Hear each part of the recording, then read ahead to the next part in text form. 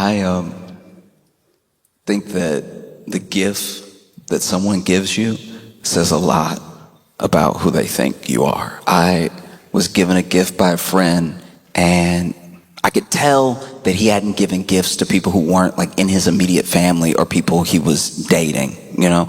Because there are some people, they're very good at giving gifts. They have a real talent. It's an impeccable, like uncanny way that they can just tell what you need or what you'd really enjoy, and they get you that exact thing without you even having to say it. And then there are men. And so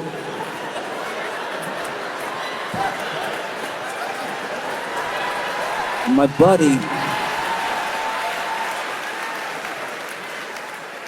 got me a gift. Usually when you give someone a gift, they're like family or it's a special occasion. You know you're gonna have to get them a gift, right? It's rare, especially as you get older, to make a friend and become close enough that you need to get them a gift. That's like a barrier that some people just don't. Like if you're a coworker and y'all have been hanging out outside of work and everything, and then Christmas comes around, you're like, you know what? Let me get my coworker, let me get my buddy a Christmas gift. You don't have to.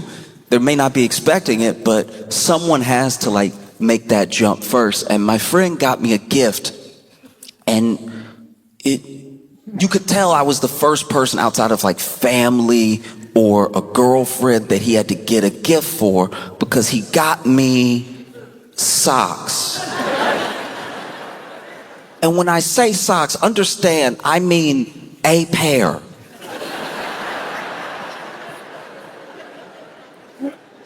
Not like a bunch of socks, not a bunch of different crazies. He got me socks, and I don't know what that says about me. I don't know what that says he thinks about, because I've never been around him barefoot. I've never given the indication that socks is what I'm missing. I've never been in sandals around him. I've never had ashy feet. He's never seen my toenails. There's no reason socks I'd look covered for, you know. And so he got me these socks, and if you're going to give somebody as a gift, if you're going to give somebody socks, just hand them to them.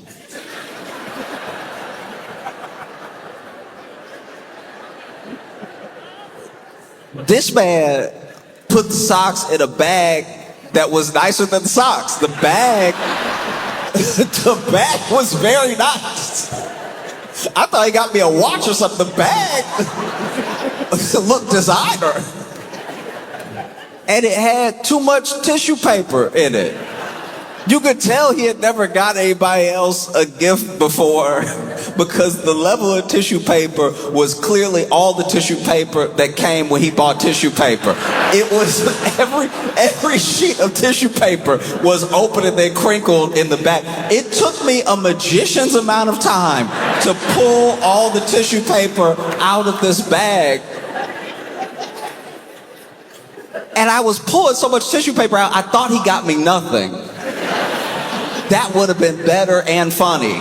That would have been dope if at the end I pull out tissue paper and he's like, ah, you know what I mean? Instead, I pull out the last piece of tissue paper, and at the bottom, flat, is socks.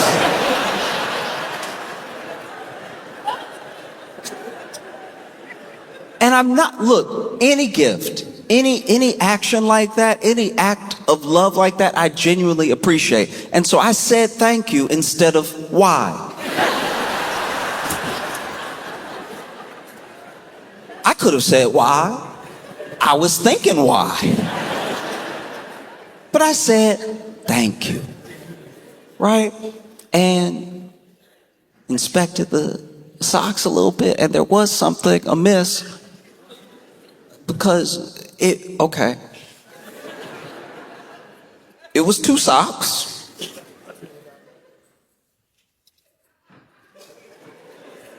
But one sock had an R on it.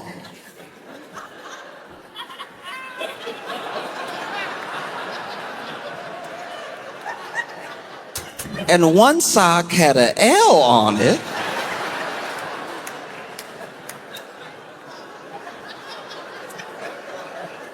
And these, for the final time, weren't novelty socks. They weren't like a cool designer thing. The R and the L looked written. So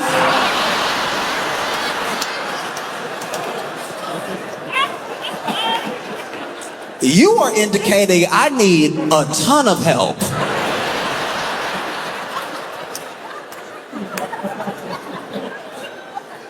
I don't know what I have done or said around this man to be given a sock with an R on it and a sock with an L on it, because when they make socks, they leave it up to you.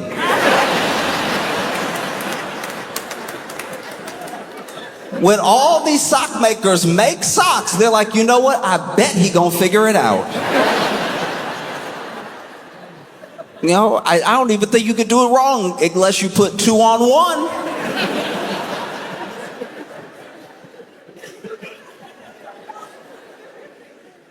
He gave me a sock with an R and a sock with an L, and had the absolute audacity to smile at me and nod, wait for his thank you like a little kid.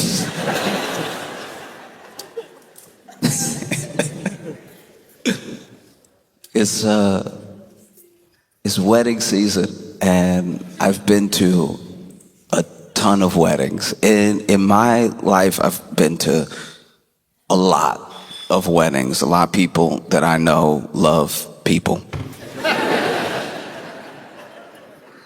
And I will say, outside, the only like good weddings I've been to are my girlfriend's friends and some of my family. Anytime it's my friend getting married, it is a disaster in one way or another. Weddings already make me nervous. Weddings make me very, very nervous sometimes because I want everything to go well for them. You know, I get nervous for the bride and the groom. Not even that I think that they're going to mess up, they're going to do anything. I just want it to be, you spend so much money on a day like this. You want it to be perfect, you know? And it's 2 people that love each other, that made a moment for everyone that they love to be there together. I want it to go perfect for them. And I've been to plenty of beautiful weddings. Truly amazing weddings. But there are a few aspects of every wedding where things could go wrong. You know, this is where you're starting to spin some plates, make sure everything's on. The ceremony, right? A lot of people do the ceremony different by culture, sometimes just different by personality. So there's a lot of different things in there that you have to be on top of. Do you have a wedding planner? Do you not have a wedding planner? Whatever it is, there's so many details, you know? Vows. There was okay. I think it's beautiful when people write their own vows.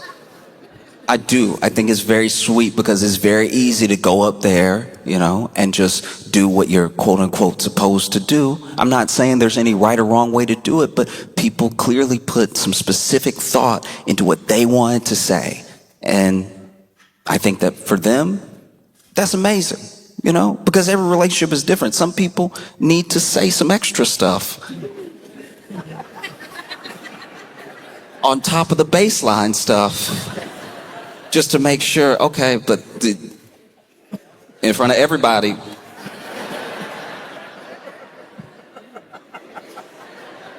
God. And I've been to plenty of weddings where people write their own vows, and it shows the relationship that they've built over the time that they were together, engaged, everything. And it shows what's important to them specifically in this relationship.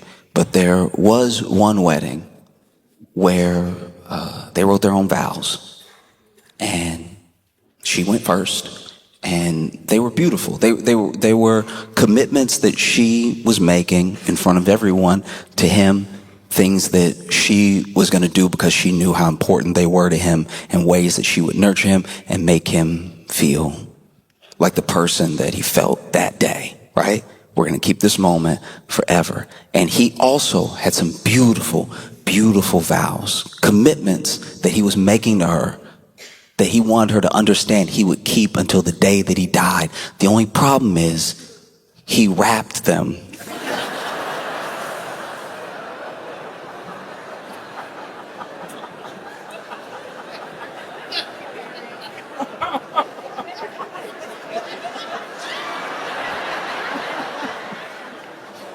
This man wrapped the vows and didn't tell anybody he was gonna do it.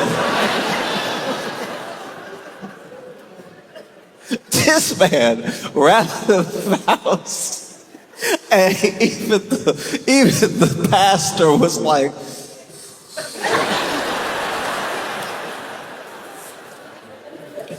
I don't rap at all, but I've never rapped in a way that made someone lean away from me.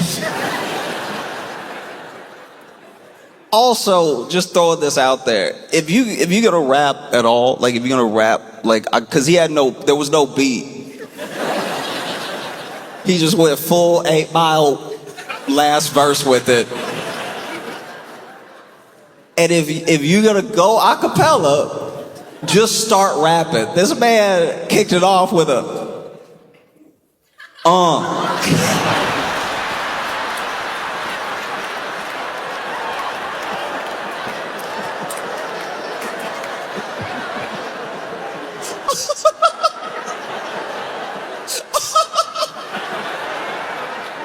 Dude, if your vows start with there's just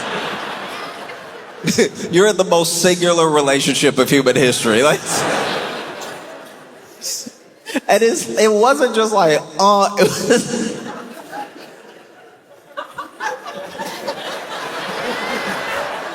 never start rapping like you about to double dutch. This man over here.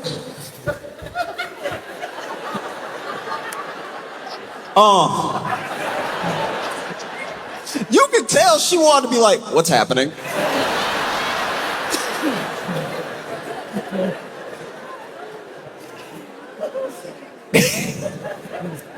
She is probably watching him just praying it's a stroke. Like, that's a stroke would at least mean everybody gonna feel bad for you. We can come back later, do this whole thing again. This man over here.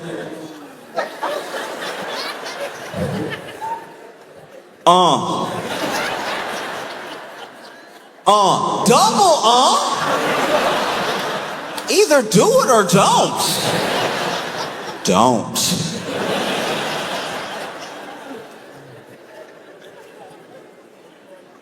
This man rapped his vows and they were a couple pages long.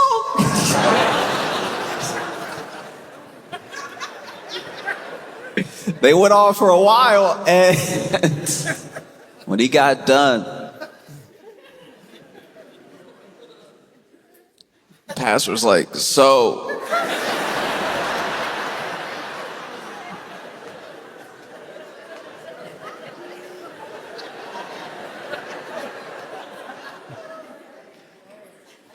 do you take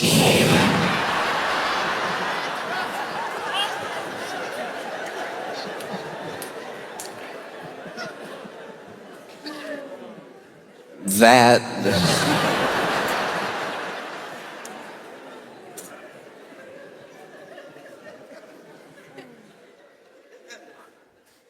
she said no, and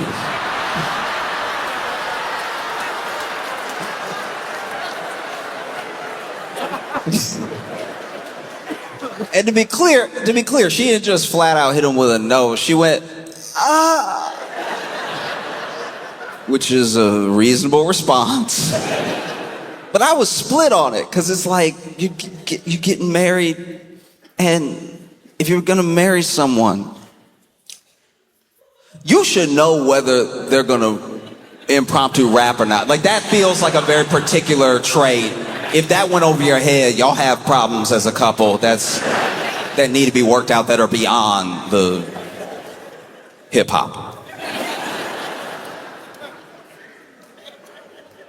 Cause it's like that. It was tough. It was tough. Cause on one hand, I was like, I get it. And on the other, I was like, all right, but like, once you're engaged, I feel like the ick's gotta go out the window. Do you know what I mean? Like, love is supposed to go over ick. When you are with the person and you declare you're gonna be with a person for the rest of your life, you do take on their embarrassment.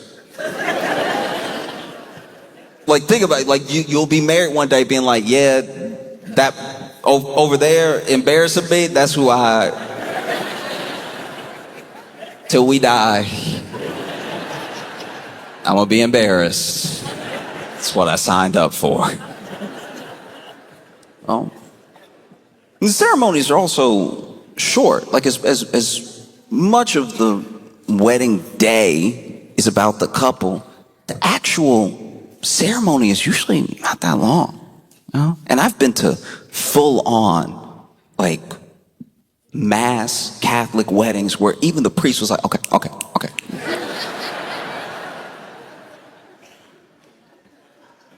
But there's just so many different things that could go off the rails, you know? There's that moment in a lot of weddings, especially when you do the traditional vows, traditional reading and everything, where they say, if anyone has cause, if anyone, it's different wording in different places, but if anyone knows why these two should not be wed, speak now or forever hold your peace. And most weddings I've been to, everybody at least look.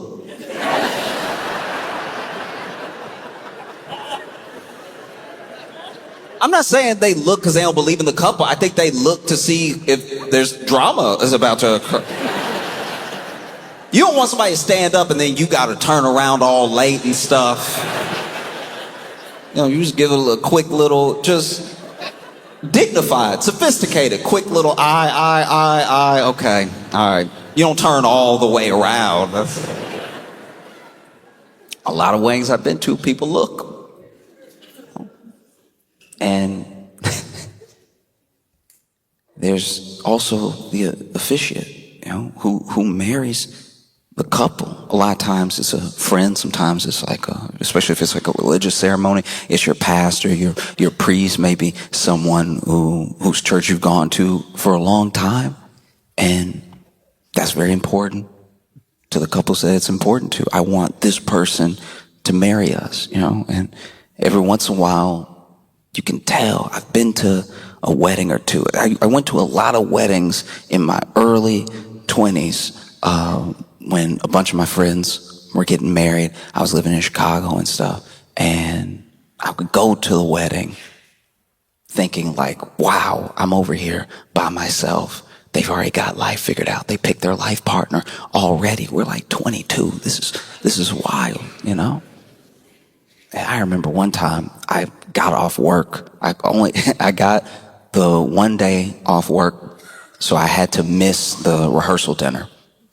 And so I took a bus the next day, and being like 20 something, I didn't think it through. And so I just was like, let me go ahead. I'm gonna barely make it to the wedding as is. Let me go ahead and be dressed on the bus. And so I get on the bus, and the bus's air conditioner is broken. And so I sweat for 3 hours to the wedding. But I lucked out because I get to the wedding, and it turns out at the rehearsal dinner, everybody got food poisoning. So I look about as bad as anybody else. We're all sweating. And the pastor officiating the wedding clearly was like the worst off, you know. Everybody clearly had like a little bit of an upset stomach and like, you know, sweat some of it out and everything. Some people looked a little green and stuff. But the pastor was fighting to get through this ceremony, and they want a ceremony at a church, and so he has to do a whole sermon that's attached to like getting them to the vows, right? And you can tell he's losing it. Because there's a point where he's sweating, and he's not a lot of preachers sweat, but they sweat after they preached. This man was sweating from the start, and he started clearly getting delirious because he was quoting Bible verses that are not in there.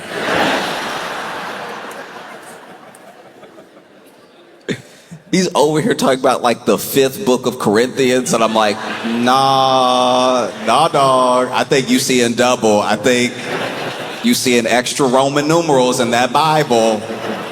You need to sit down and deliver some of this sermon.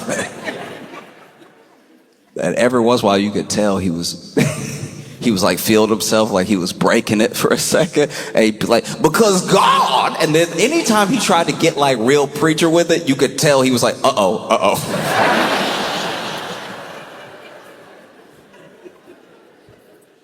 There's so many things, even the ceremony. Figuring out how to get people from the ceremony to the reception is sometimes a battle, especially if they're not in the same place. You know, I've been to a lot of beautiful weddings where they were in the same location. You just got to walk to like the other part of the building or right outside or wherever, and it all works. If you got to get people from one location to another, it can be treacherous.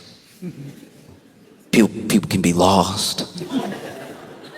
I don't drink, so I don't really deal with this particular aspect. I don't know in a wedding when people are supposed to get drunk.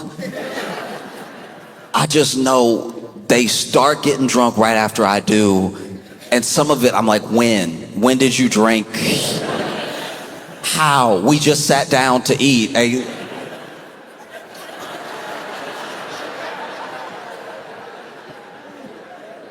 How? And there's the dancing. The dance, one of my favorite things, okay, I've been invited to a lot of my white friends' weddings, and what I love, one of my favorite things in the world is the moment that you can tell they're about to break it down. The absolute moment that they have locked in, and I don't know if it's the liquor, the song, I don't know what it is, but they're like, I don't care who's looking, I don't care who I came here with, I'm about to express myself.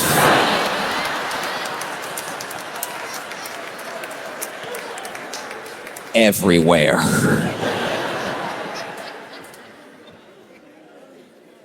And what I love about it is a thing that I noticed once again, in my 20s, going to some of my friends' weddings from back in Louisiana and stuff, there's a face. There's a face that a white dude makes right before he breaks it down.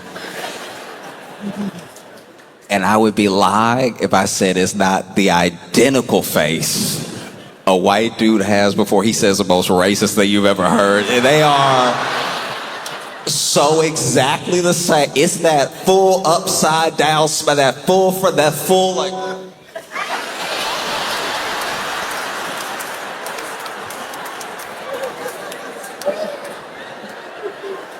This is the face that a white dude makes before he Dougies is the same face that was outside of every school that was getting integrated, all right? This is a face like no other. This is, you know, there is so much joy. When a white man makes this face, he's either about to do the worst thing possible or the best thing he's ever done.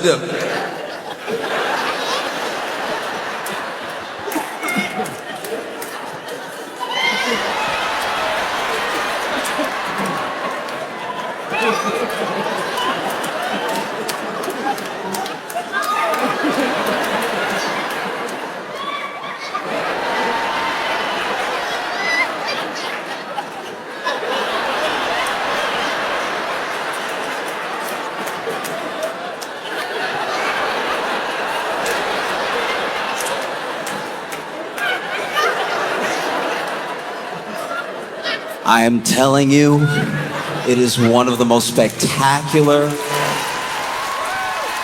things you could ever watch, because it is coming from a place so pure. I don't know how many drinks it takes. Some people it doesn't take a drink at all. Some people, that's just who that comes out. You know? Then you have the reception, you have the speeches. And the speeches can be tricky. Most weddings, best man gives a speech, maid of honor gives a speech, maybe the parents, some family, he gives a speech.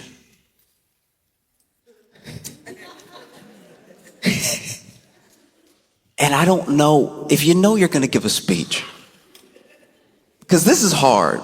Like a wedding speech is intimidating because it's like everything wrapped into one. Everything that scares people about public speaking wrapped into one thing. You have to be kind of fun. You have to be heartfelt. You have to be moving. You have to like really make people remember the speech, at least in your head. You got to do all this in like a matter of a couple minutes because you don't want it to be too long, and you don't want to bust out crying and not be able to continue, because then people will be like, what's going on? And so it's tough. I still remember, okay, it was a wedding where the best man, got a little drunk, so already the speech is gonna tilt.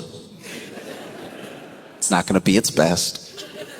And he used the best man speech to pretty much profess his love for the groom, right?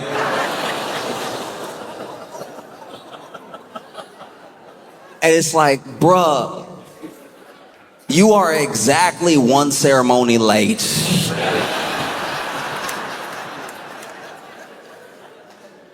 When they ask if anyone has any reason that these two should not be wed, it was kind of in case this happens. It was speak now or forever don't. Dude, stand up there. So me and Chet are boys. Yeah, I mean, we boys. We always been boys. Chet's boys. And then Alyssa came. Alyssa came along and ruined it.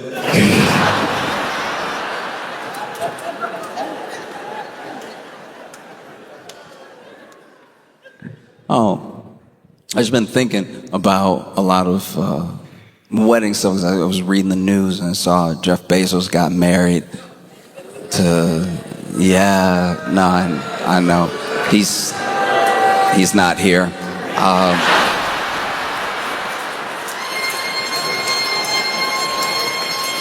But like, this is the thing. He got married in Venice, and it was supposed to be, I believe, at least at the city center, until everyone protested, and then they had to move it because, the people in Venice were like, why would we let you do this in our face? Like, if you do this, it will be in the water. And the people from Venice had a point. They're furious because they were like, first of all, the climate change, because they take climate change more seriously than some people believe.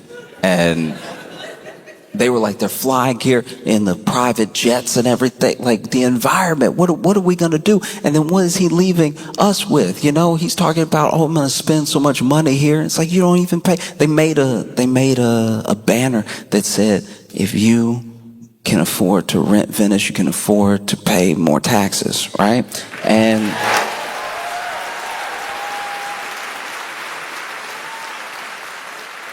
And even more so than the sentiment of like the big banner was just that they used a really bad picture of him.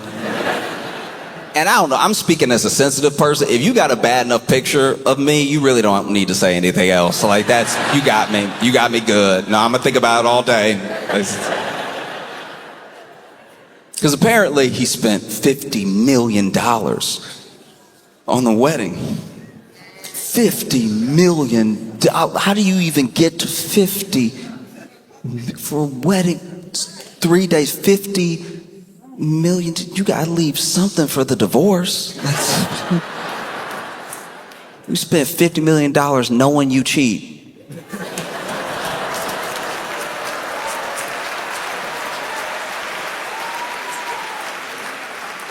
Oh, that's crazy.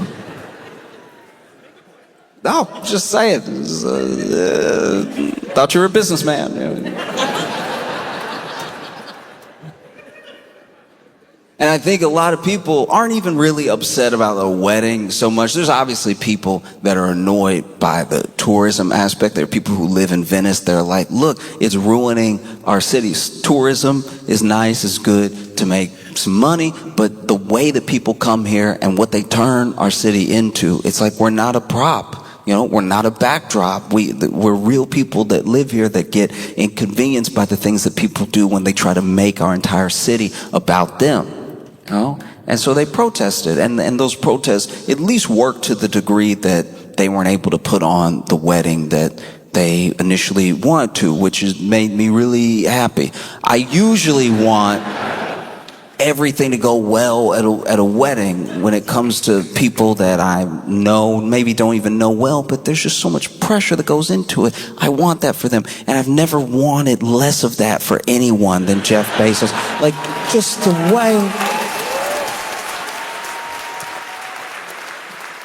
way that Jeff moves, I was just waiting. I just want so many things to go wrong. Just little things. They had to get on boats to get to other boats. They had to get on a little boat to get to the yacht. I'm like, just fall through the gap. Like, just... That would be nice if he fell through the gap and he's all... and then pull him out of the water by his head so it's slippery, so it takes a while. You know what I mean? No, that would be fire, Or if, like, the DJ played REM, I just wanted one speech to just, like, ruin it, you know what I mean? Like, one speech to be like, as everybody, hey, it's me and Jeff are boys. Me and Jeff are boys, we've always been boys, It's like, and then Lauren came and ruined it. You know what I mean? Like, me and Jeff killed somebody together. Like, that's...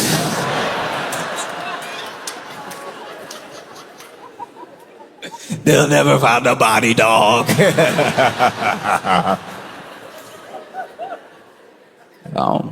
There's just so many things that can go wrong. I hope something did. I know it's not nice, but neither is he. It's like at a certain point, you look at Jeff Bezos as this former CEO of Amazon, and you'll get people who are like, he's not even the CEO anymore. Why is everybody so upset? It's like he's still the executive chairman, and the way that Amazon was run while he was a CEO, it's just a continuation of that thing. You know what I mean? It's still working people to the bone and then chucking them out as soon as you have a robot or an AI that can take their place while pretending that that's better for all of us. And then the environmental, pledges that they make, kind of like skirting around them or dropping them entirely. It's just, it's one of those things where if nothing else, if we don't have anything else but a voice to protest him having a good day, then I think as many people as possible should do that. You know what I mean? Like, it's...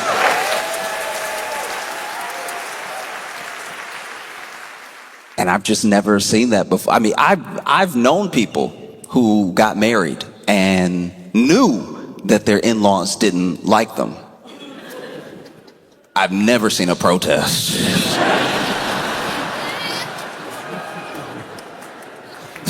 they say, speak now or forever hold your peace. And there's a whole group outside like, I have something to say.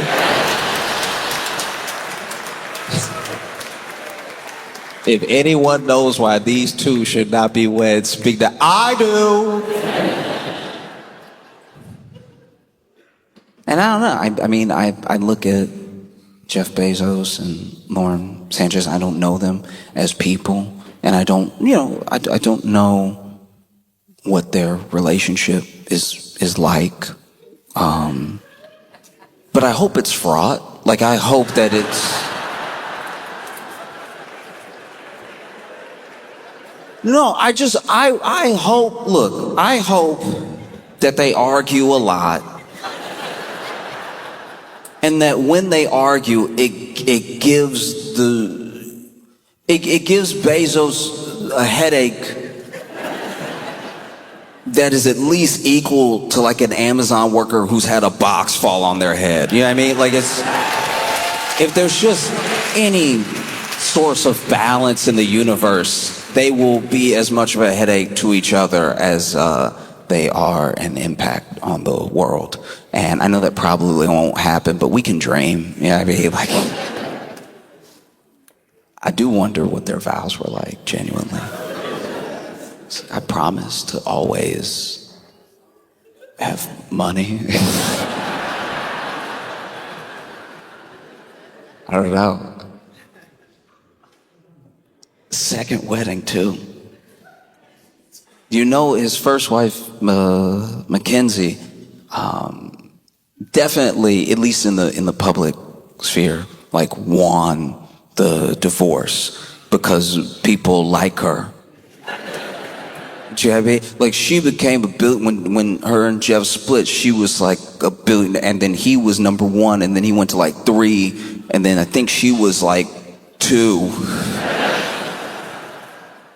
I don't know. I don't think that you are a bad person if you're a billionaire. Just probably, just more than likely, because the only ethical way to become a billionaire seems to be to divorce one.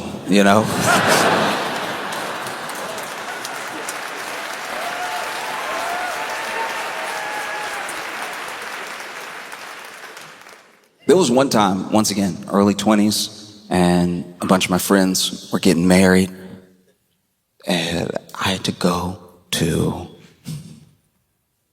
3 weddings in about 5 days. Yeah, and so luckily I could afford to take a train and then fly, take a train and everything. And I don't know, I was young, so I wasn't doing the best planning at all. And sure enough, it comes time for me to head out, and I am about to be late. I stuff everything into a suitcase, and I head there. I got one wedding suit because these friends don't know each other, so they're not gonna know. You know what I mean? I'm gonna show up looking sharp to each one. They're like, Josh, you really did? I'm like, yeah, I did. Go to the first wedding, phenomenal. It's very sweet. It's like intimate ceremony and everything. And next day, I get there early. Second wedding, beautiful, phenomenal, much bigger, right? And then I get down to the third wedding, and I realize that in my haste, not preparing, I didn't really pack well. I have my one suit. I've got some shirts that I can wear and everything. I'm trying to figure out a place to do laundry, and there's nowhere nearby. And my suit is clean because I'm not a dancer. So I haven't sweated out. You know what I mean? It's been a lot of nice to meet you. Yes. Take off the jacket immediately, make sure that doesn't get musty, change the dress shirt underneath, and sure enough, third wedding. The clothes I had were the last clothes. That literally the suit was the last clean thing that I had left. So I was like, all right, I'm coming in clutch, right? And go to the wedding, beautiful ceremony. And then we get to the reception, some speeches, very sweet. Only a little bit like, I just love you. And then it's time to dance, and I'm not really a dancer, but there was a guy, he was the uncle of the groom. He's trying to get everybody to dance because he is a true believer that it's bad luck if everybody doesn't dance at the wedding, even just a little jiggle. So he's getting people up. He's like pulling people to the dance floor. He pulls me. Now, I'm not a dancer, all right? I got a little bit of movement along the same plane. So you'll see me here, and then you'll see me here. And there might potentially be a snap in between. It will not be on beat. It'll be more emotive. But I'll be here, and I'll be here, and I'll be here, and I'll be here. And that was not enough for Uncle Willis, all right? Uncle Willis is over here. Come on, young blood, come on. This is what you gotta keep in mind when you cheer somebody on. Whenever you try to hype somebody up, be sure they can do whatever you're trying to get them to do. I can't stand when people try to act like this is the moment in the movie right now where you're gonna hit the beats you've never hit before. Come on, young bloods. I'm moving. And I don't know what to do because I'm not a dancer, and neither is he.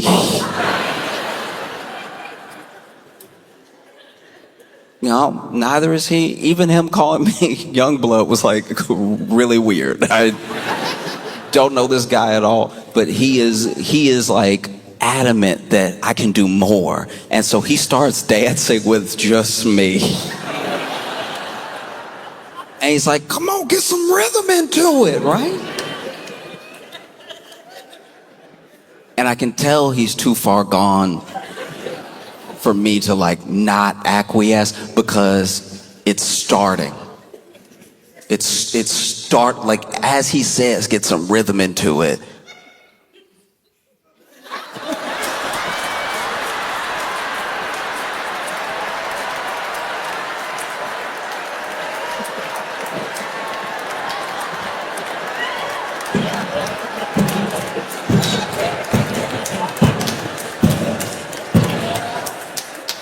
And this man starts grabbing my hands to just violently move with his violence.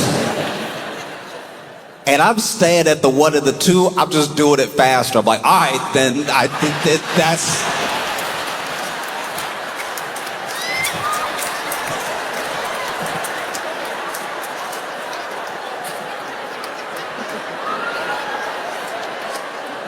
He's like, use your arms.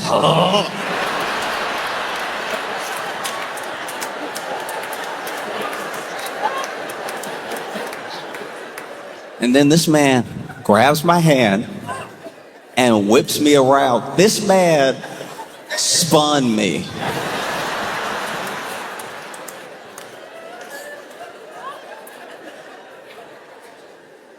Nah, dog. And he spun me when I was mid-stride. And so as he spun me, I rolled my ankle, right? And so I rolled my ankle, and it doesn't just hurt like I fell from standing up. It hurts a lot more. It's weird. It hurts so much. It hurts like I fell out of the sky. And so as soon as I fall, he sobers up almost immediately. He's like, oh no, young blood. I'm like, don't call me that. Where did you learn that? And then he helps me limp over to my seat at the table where I was eating, and I can feel my ankle swelling immediately. And so I didn't even think about it. I just kicked off my shoe so I could check my foot. And because I was down to the last clothes that I had, because of the timing that the gift was given,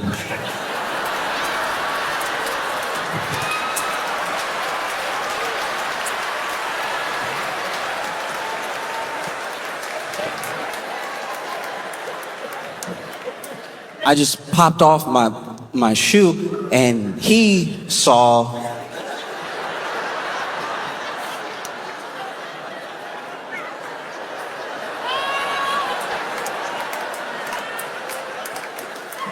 an L on my left foot.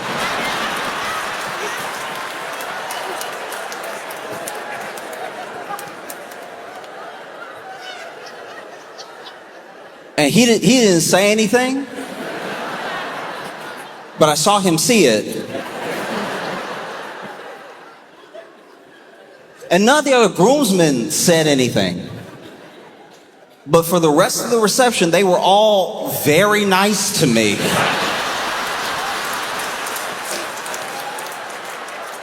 I don't know if I'm the only one who cares, but have y'all seen what's happening with Duolingo? Okay, in case you're not familiar, Duolingo is an app where you learn other languages, supposedly. It's basically this app where they gamify learning another language through like quizzes and little mini games, little mini quests and stuff. And I'm not gonna say it doesn't work, but everybody I know that uses Duolingo still speaks English to me. Just throwing that out there. And over time it was getting more expensive, and over time there would be mistakes that were in the games and in the programs, which were kind of, I don't know how you would put it, but basically it was kind of forgivable because you felt like you were getting that real-time help through a person. So then a person would see through comments, oh, this is messed up. Oh, let me fix it. It actually should have been like this. And you were really getting like a sort of language learning community going under Duolingo, which is the point, you would think, to learn a new language, to talk to more people. It'd be kind of weird to learn a language just to be like, I did it. And no one will ever know. I'm just gonna go to whole countries, know what they saying, and not tell anybody. I have the power. I only think like a psychopath would do that. Like I've seen those viral videos of people being like in Japan, and no one thinks that this black person in Japan speaks Japanese. So then they like are recording themselves or they're streaming, and then someone says something about them, and then they're like, boom, I know Japanese. And the person's like, what? How? You don't look like it. That actually would have been a fire ad for Duolingo back in the day. It's just like, have you like eating at like a fast food spot, everyone around you roasting you, everybody getting one in, like, and the back of his head, look at it, look, I can see right through it. Does he even know he got that bald spot? The bald spot fighting for his life is shiny. It's like a flashlight. And then you bounce back, you're like, I know French. What? I'm so embarrassed. I was being rude in undercover. Duolingo. But no, it's not what happened. People were slowly learning these languages over time. And learning is like a hard, it's a hard way to describe it, because it's not as if the language was fully being taught. It's not like the same thing as sitting in a class being taught the tenses, being taught the situations to say certain things versus other things. It's more just like, did you spell we right? That's a little French. Have some of that.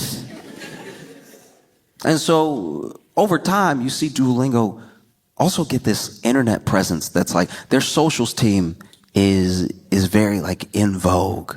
You know, they get in there, they're funny in the comments, spicy comments too. Sometimes they got a quick jab back whenever somebody tries to trash Duolingo. And I don't know how I feel about it. If I'm being honest, it's like through our tax systems and through the economy, we already treat these companies like people. I don't know if I want to pretend that they're also interesting. Do you know what I mean?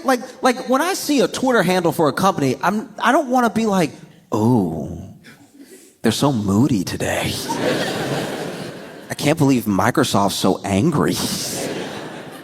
No, because it's not like it's not an individual, it's a company. And there are individuals making that company feel like your friend, but they're not your friend.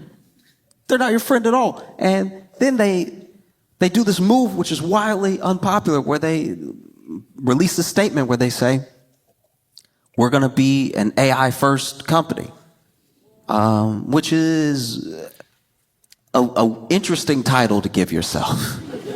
You could have said customer first. You could have said teacher first. And you could have not said anything. Because people were already noticing. They were like, I think there's like less people working there now. I feel like some of my answers don't get answered in the right way. Some of the lessons even feel a bit like Chat GPT-ish, you know? And then they came out and said it. They're like, look, we're going to use AI and you're going to learn just the same as you've been learning. And I had friends who were like, I'm not learning anything already. And honestly, what's the fun of using Duolingo if you could just use any sort of like OpenAI, any sort of AI program to make your own learning course? If it's AI, then what's special about it?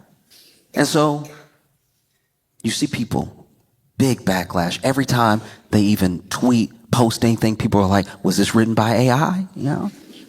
And it gets to the point where I don't really know if they were hacked or not, or if that's just like part of the marketing scheme, but basically they took down everything because they were getting trashed. Because, you know, they want to be expensive. They want to hire less people. They want to essentially disregard, disrespect, or just get rid altogether of their teachers and have you pay, I think, $20 a month to not learn French. And so people were rightfully upset. And so they take everything down and then they post it again, and they post it as the is it a frog? I mean, I think it's a bird. It's an owl?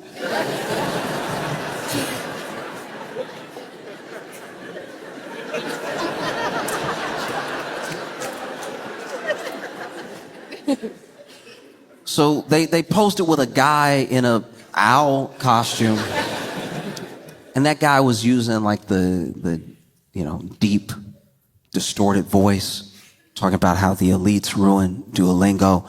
And I was like, yeah, but aren't you? What's happening? And then I think it was the CEO that even came out, and instead of giving some sort of statement that basically says, hey, look, yes, we're going to be using AI, but we're still going to have our teachers, and our teachers are going to just use AI for some of the menial tasks, but you'll still be talking to a teacher. Instead of reassuring the customers at all, he kind of just doubled down and was like, look, the AI going to be better than teachers anyway. The people got really mad. And I think what's happening here is what's happening all the time. Teaching is hard. Teaching is very difficult. And if you love something and you love it enough to teach it, that to me is amazing. I don't know if I know anything well enough to teach it. And I don't know if I have the patience to convey those ideas in an efficient enough way that you know what I know when I'm done talking. That's scary. I would never try to teach. I don't know, even things that I'll admit right now, even things that I'm pretty sure about, I don't know enough about to teach. I believe in climate change. But if you asked me about climate change when I got done talking about climate change, you wouldn't believe in climate change.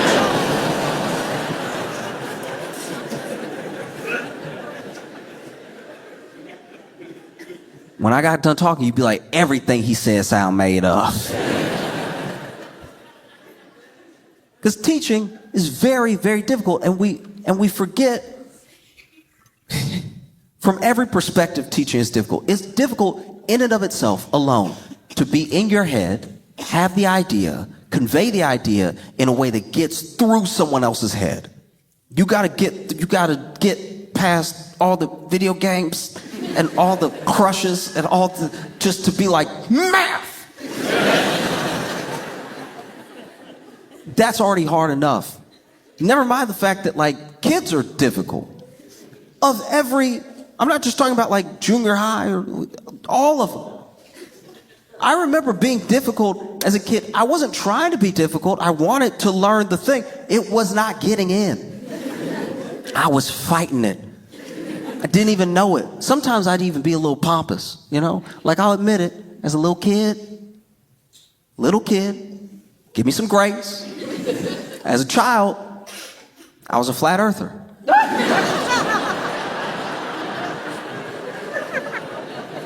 When I was little, I was a flat earther because, you know, my teacher tried to teach me about the globe and all the countries around the globe and stuff like that, and how the earth was round. I was like, Just gonna throw this out there for you. Feels pretty flat to me. I know I haven't been all over the world, but never been, you know, sideways. So I think it's pretty flat. Sorry to embarrass you while you're talking to the whole class, but... And then my teacher very graciously was like, oh, yeah, this is sadly a common misconception. It's not actually flat. The earth is round. I'm like, oh, huh.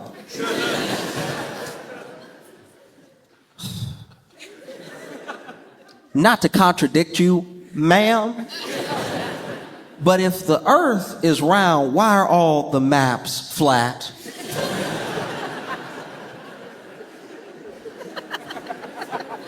Truly, as an 8-year-old, I thought I had a mic drop moment. I was like, I mean, I rest my case. That's up there with you. You the one projected that thing, so, I mean, maybe I should have the chalk. I'm just saying. And my teacher pulled out a globe. Because it's difficult. And look, I'm not a parent, and I can't imagine what it's like to be a parent the same way I can't imagine what it's like to be a teacher, but I see some of the friction that parents have with teachers sometimes, whether they think that they could do it better or that they think it must not be their kid, it must be the teacher. And I thought that all would have been settled through COVID.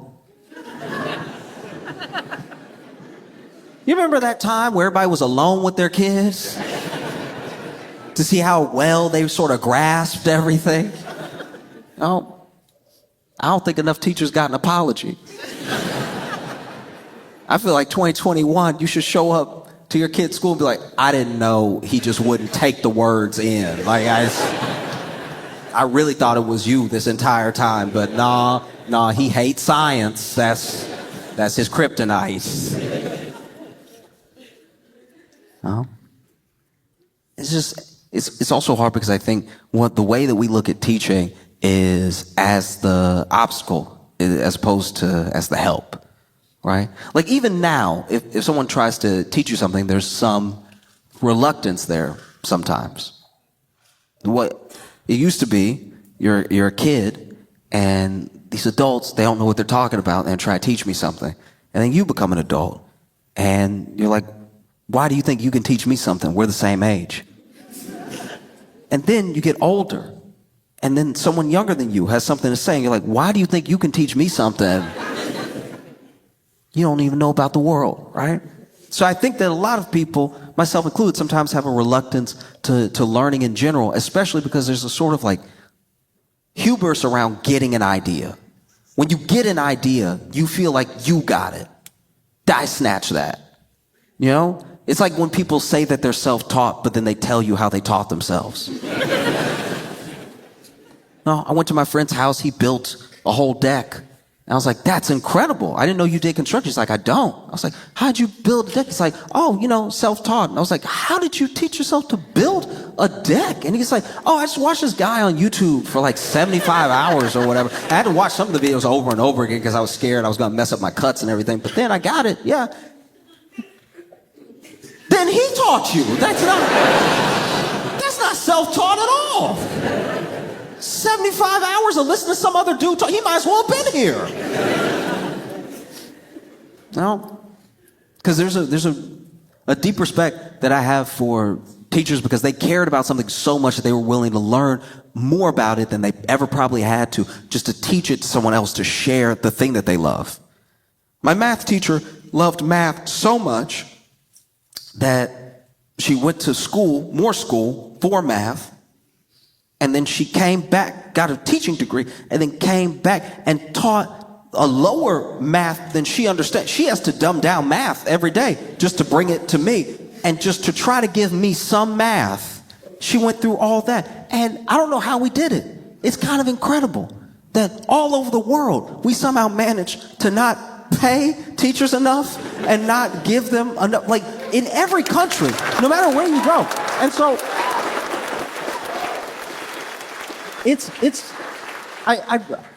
I bring it up because I think that I'm not a teacher, but I think the thing that teachers fall in love with is like that light bulb. Watching someone get something that you understand, that you're giving to them, and then it clicks. And they're like, oh,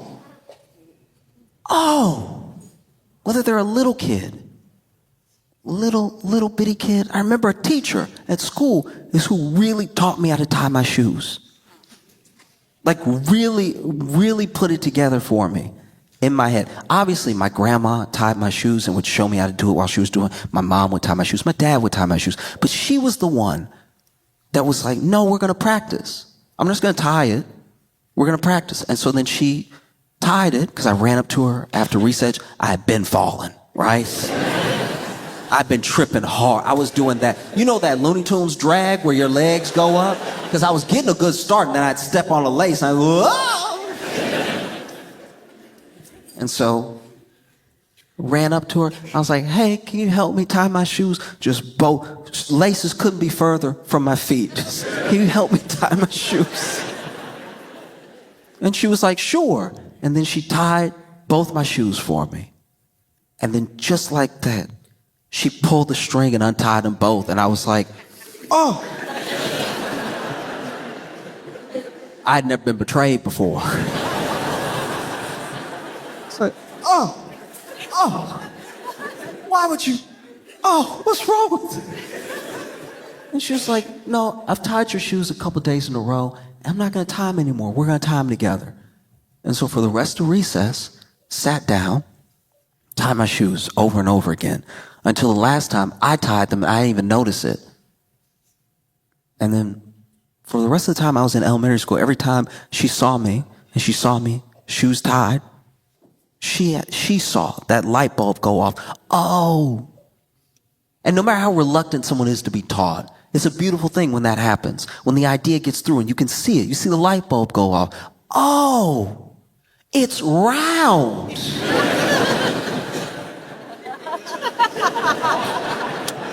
Who would have thought? No? And so, I don't know what it's like. I see this move in Duolingo towards AI, and that move towards AI is not to give you, the consumer, a better product.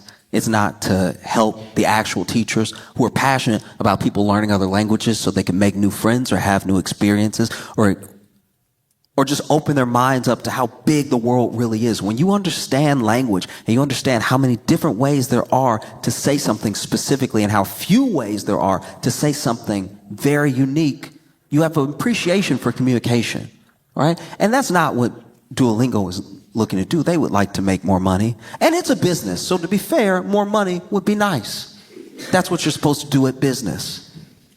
No one shows up to business like, did you make any friends? But that is why they're making that move towards AI. And I see that thing happening in places that do make me worry. Like, I don't know much about the UK school system or anything. I don't know if it's good or bad or how y'all feel about it. I just know the stories that I've been seeing where there are some schools that are looking to introduce and implement AI teachers, like AI taking over the classroom. And I don't know, that really worries me because I think that you need a teacher, you need a person to watch you get it. That's part of the human experience. To watch you get it is great. Being in a classroom that's led by AI has to be like being in a driverless car. And you get in, and they tell you it's safe. They tell you it'll get you where you're going, but you get in, and, you know, maybe they programmed it to make sure it makes the light, but not to speed, you know. But you're in the back seat for some reason. I mean, I guess there's no wheel, so might as well. And you're just looking out the windshield the whole time like, okay, they say this is how you get there, but I've never gone this way before. And now you're just sitting there like, oh, I think you missed the left. Oh, really nobody to talk to in here, so sort of talking to myself. Oh, that's a bus, that's a bus, that's a bus, that's a bus, that's a bus. Because one thing about being here that that I cannot stress enough, the way y'all's buses move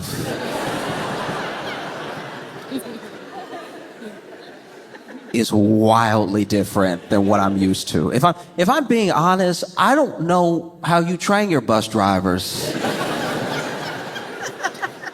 Or what happens when a bus driver hits a person, but it looks like they're trying to find out every turn.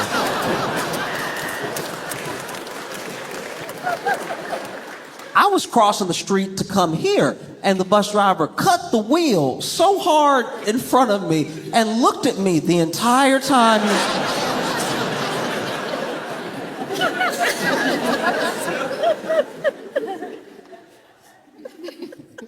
But you're in this driverless car, and it says it's going to get you where you're going.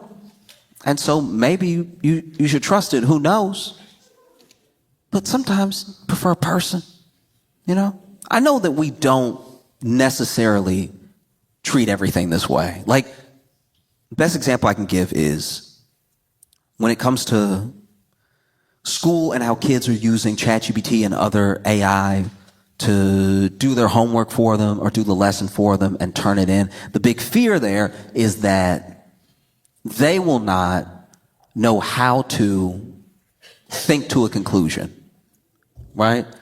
Like if we're being honest, and this isn't to disparage what anyone teaches or how they teach it, but a lot of the actual lessons you learn in school don't matter as much as you taking the steps to get to the end product, right? Like it isn't imperative that you read Mark Twain. But it is good that you read something that is not how the people that you know talk, and it's not from a time that you live in, and it opens up your mind to that the world might be different, you know? And the fear is that if kids use this thing too much, if it's completely abused, that you'll essentially graduate someone who is illiterate and not able to think critically about anything. And they'll be a doctor.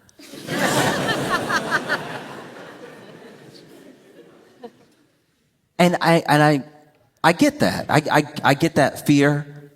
But you also have to look at it from the perspective of those kids, because they're essentially being told that, look,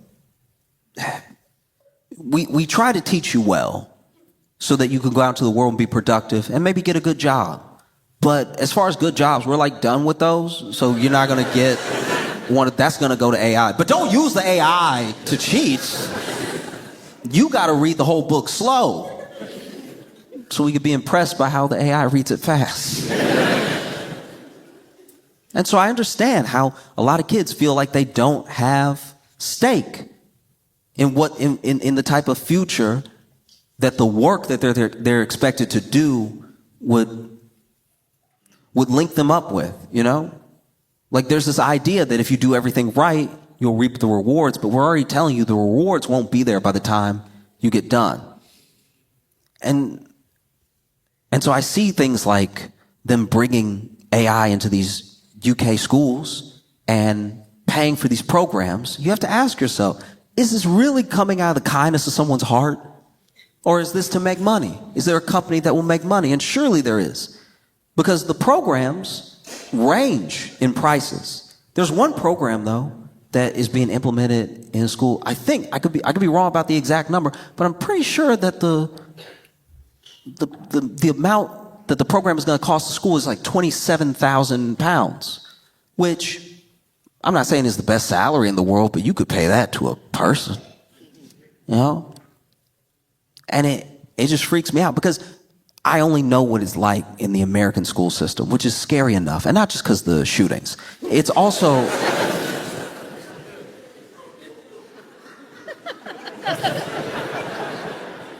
It's not because I'm saying the American school system is already difficult enough because you have underpaid and overworked teachers that have to take extra jobs and just fight for their lives and then still spend their own money to get supplies for kids to do the work that they're expected to do, right? Just to like stay even slightly above water. So how can you not expect this kid who's already been given less resources than kids in other districts and kids who, you know, by some accident happen to go to a great school or happen to be in a place with money, how can you not expect them to use ChatGPT to get them to close the gap? And how can you not expect these teachers to be like, I already drive Uber, deliver pizza, and teach geography. I don't know if I can try to find the AI. No? Because you can get really far without knowing. Actually, that's one thing I think about all the time. I don't know if your schools are good or not, but I also don't know if it matters, at least to Americans, because if you come over to the U.S. with your accent, we'll believe you.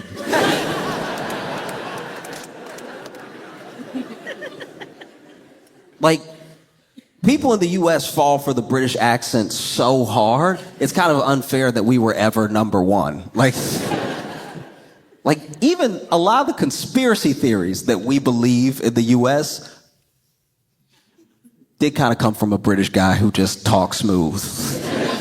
You know, like he comes over after y'all kicked him out for being too wild, and then he's like, you know, there's lizards in all the people.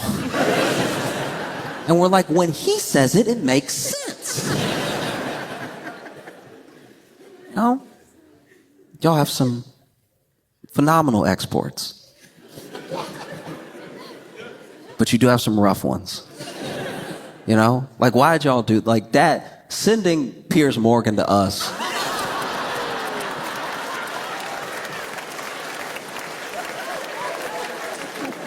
It almost constitutes an act of war. Like I don't know who else you could have sent that Boris Johnson wouldn't have been as destructive as Piers Morgan on our TV all the time. What did we ever do to you? I'd like to think that the UK holds like centuries-long grudges. And I'm like, okay, all right, y'all think you cute. You think you cute, you gonna leave me. Just wait. Wait like 200 years. I'm gonna send the most annoying man that's ever lived to be on 3 of your news stations every day. No? Because it's difficult. I mean, you can get really far without knowing much. That's scary. And that's even before AI. Ask Piers Morgan. You can get so far without knowing anything. In fact, there was a teacher in the U.S. This blew my mind. This teacher, and look, I'd have to look it up again, but I was throwing it out there. British man. It just sort of backs up my point. This dude taught in the U.S. for 8 years, and he couldn't read. He couldn't read. Imagine somebody failing you who can't read. Imagine. You turn in your paper and they're like, I don't even know what this says, but it looked wrong. Like, this looks like garbage, man. Nah, this dude really figured it out. This is one of those stories that kind of went semi-viral before virality was like well established. So before YouTube and like things could pop off on Twitter, Facebook, or anything, this dude got his maybe his master's or something, and started teaching. And I think he was teaching like middle school, and taught middle school for like 8 years.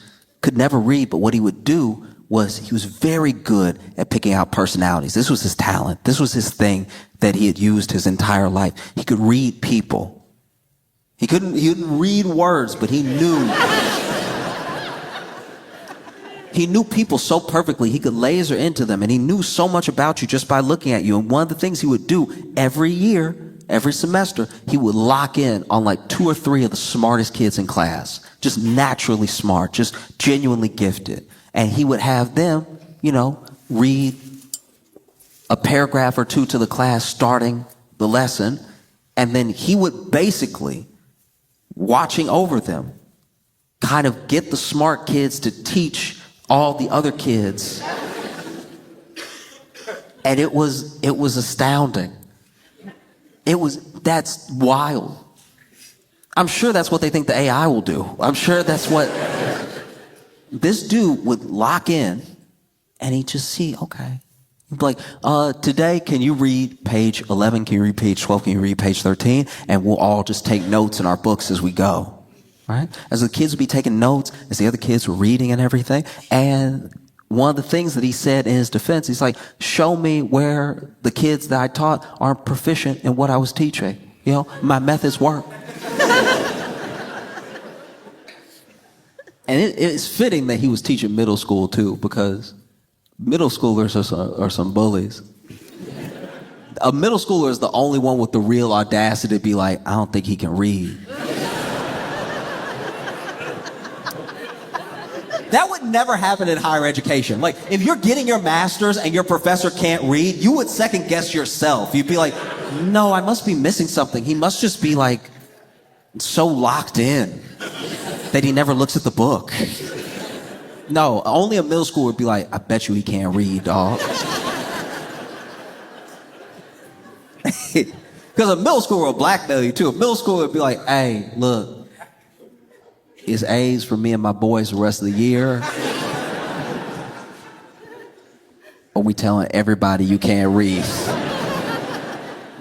That's A, as in the first letter.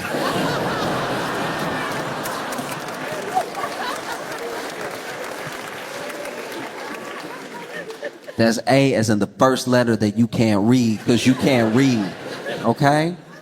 If I even see a closed A that look like a B, I'm telling everybody. Imagine that. Imagine getting caught. Imagine principal, vice principal got to pull you into the office. You sitting down, because the kids loved him. He never gave homework. You sitting down, what's going on, y'all? How's everything going?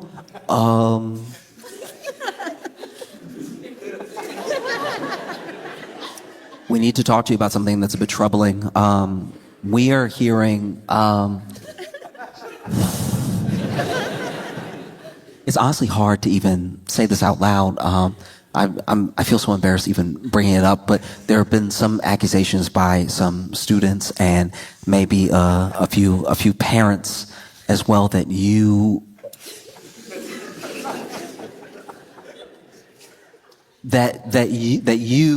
ooh.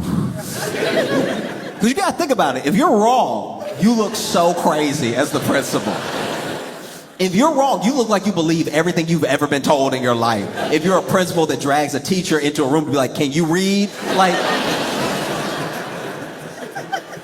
you hired me. Like, can I read? Principal sitting them down. Okay, look, so there have been some concerns and some accusations by some students and some parents that your literacy is not in the room with us.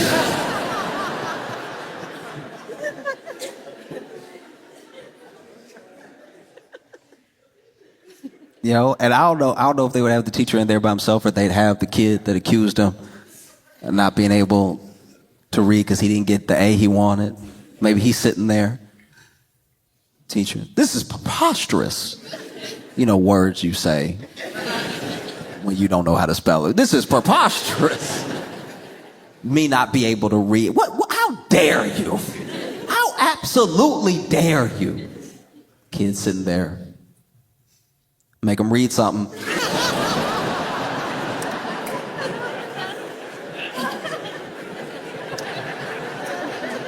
Make him read something. He gonna do it anyway if he can do it.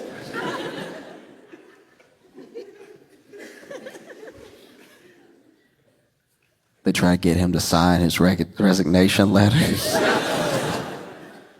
They're like, can you read it? I'm not even gonna dignify that with a response. Kid sitting there, that means no.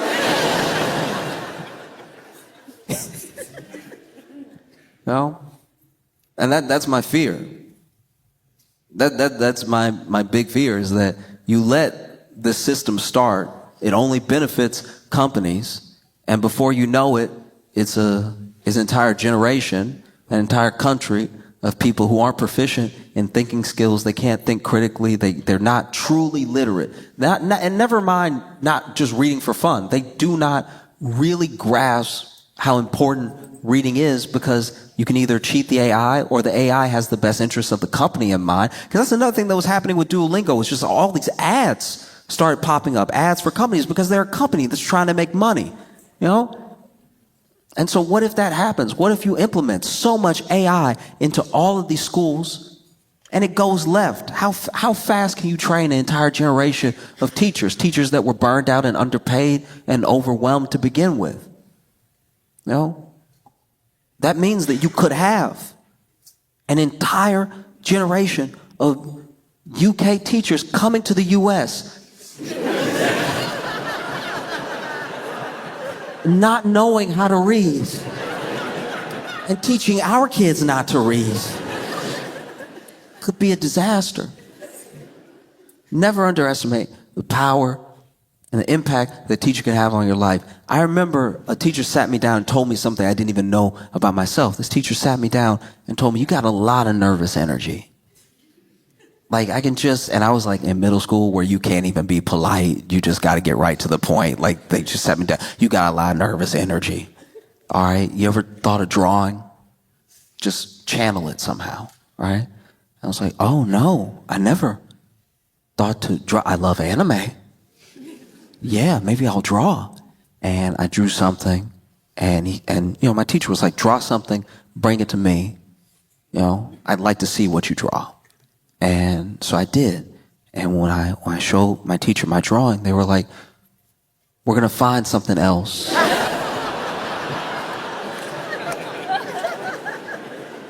for you to do with your energy. All right. It is crazy to me that everybody, no matter who you are a different person to everybody that you know. Like, we have the idea in our heads, we understand that we're different to our parents than we are to our friends, than we are to our coworkers. But I mean, like, every single person. Just because of when we meet each other, how we meet each other, what we mean to each other and everything.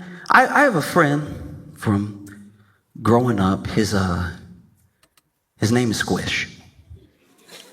And Squish guy's name, because he's pretty accident prone. In fact, the way I met Squish was he was walking and this kid was in the cafeteria and he stepped on a pickle. And this kid flew.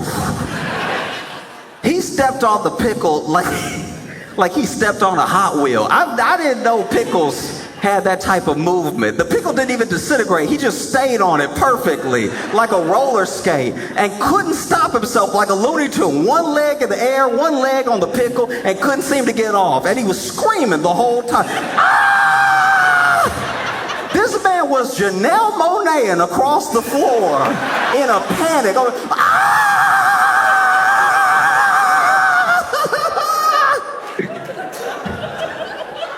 And this kid slid into some trash cans hard. And so I run up, some other kids run up. And from then on, he was known as Squish. And Squish some of his accidents aren't even his fault. Like, we had a classroom fish. was floating in the tank, swimming around and everything. And, it was a different person's turn to feed the fish every day. And whoever fed the fish last didn't close the slide in the top of the tank back. And so the fish popped out of the tank, landed on the floor, and was bouncing around a little bit. And Squish just happened to be walking by. And we all screamed. We were like, no! And he was like, what?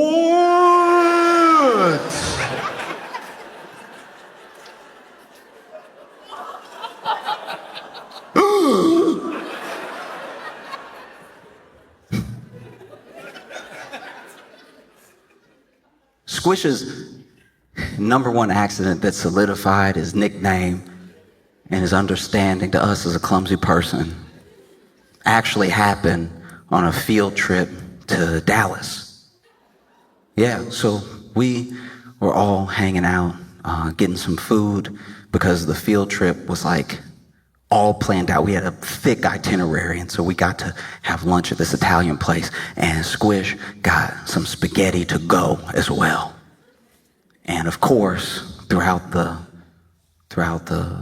course of us walking around, he trips and falls on his spaghetti. But he doesn't just trip and fall on the spaghetti. He manages. Normally when you fall on to-go plate, it stays where it is. This kid fell and somehow managed to get all of the spaghetti from his stomach to the top of his head covered in marinara sauce. It was like there was more marinara sauce on him than there was in the to-go plate.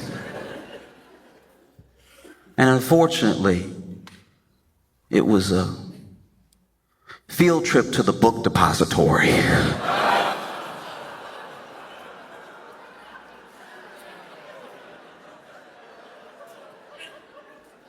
So if you were passing by, all you saw was a kid covered in marinara and spaghetti on his head going, help!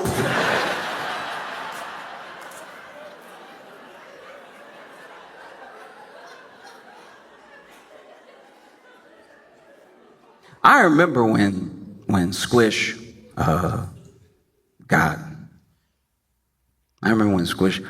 married. I remember when he had a kid, and I remember when his wife told him, and is wild because when she told, I wish he had been doing a bit or something, just making a cute little joke for the two of them. But she said, we're pregnant. And without missing a beat, he went.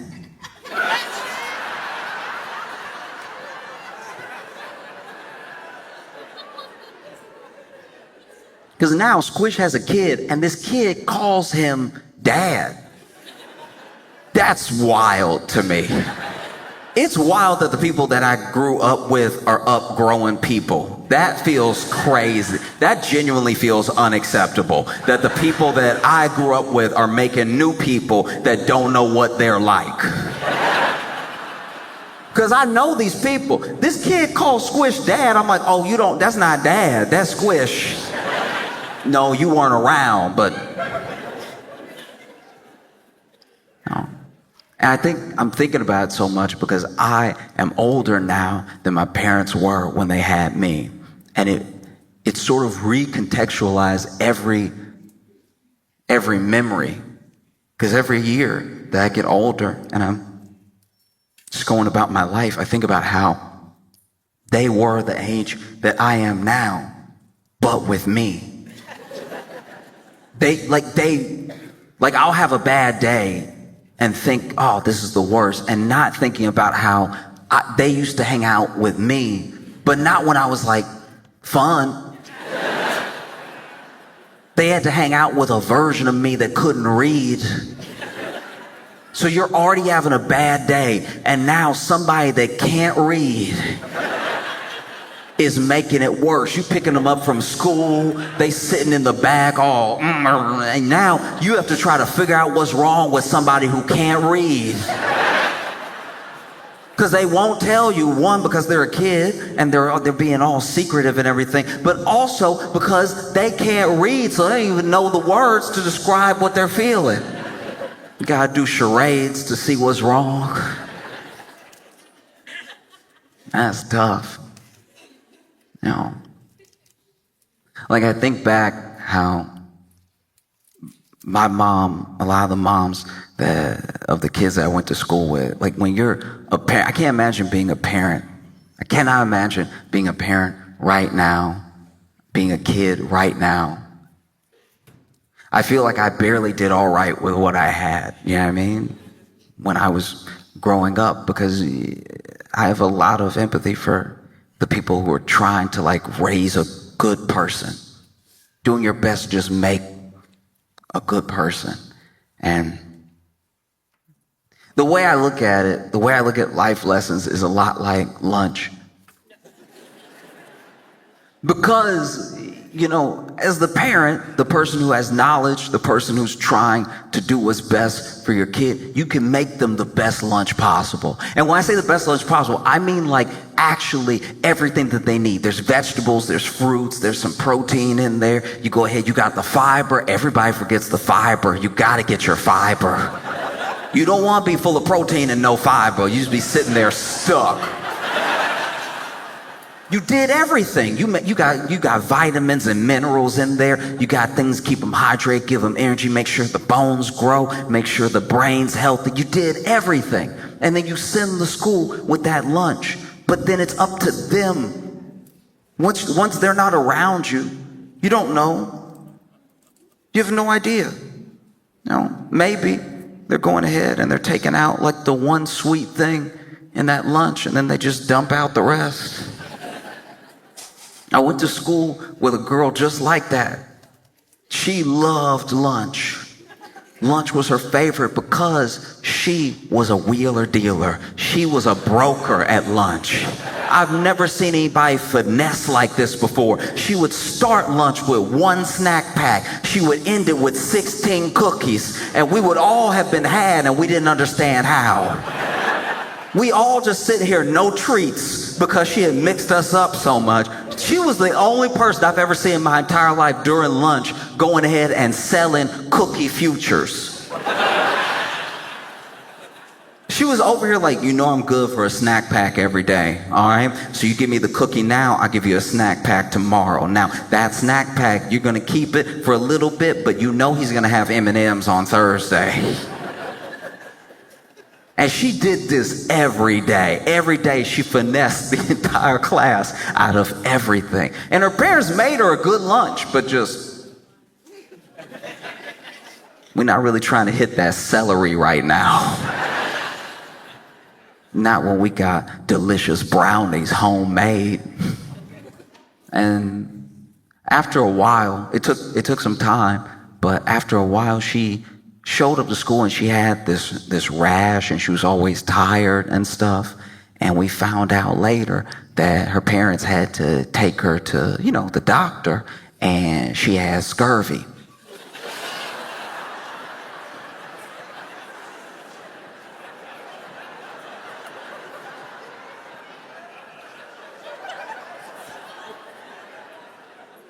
In the modern age,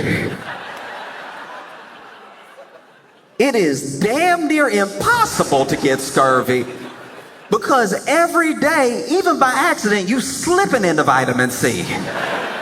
You know how many treats you gotta be eating with nothing good to hit the scurvy? This little girl had scurvy, like a Caribbean pirate.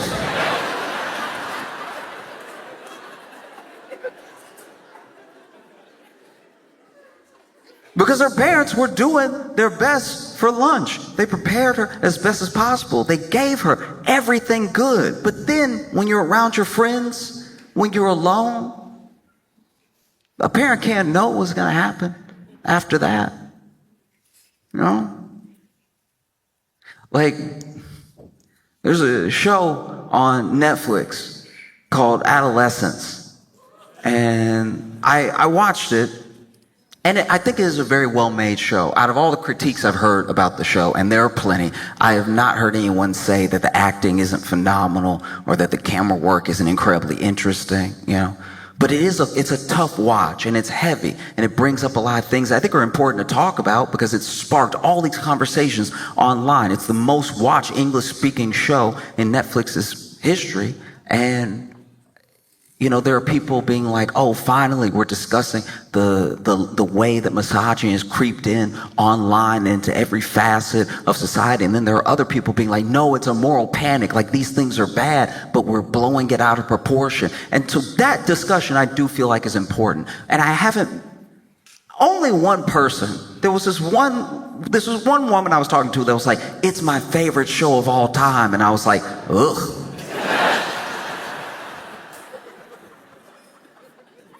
Favorite all time ever? Did you watch the whole thing and that's your favorite thing you've ever watched? I'm not judging. I'm just saying that's a lot like being like, my favorite place to go is the dentist. It's like, all right, I mean, it's good that you went, but just you telling me that makes you feel good?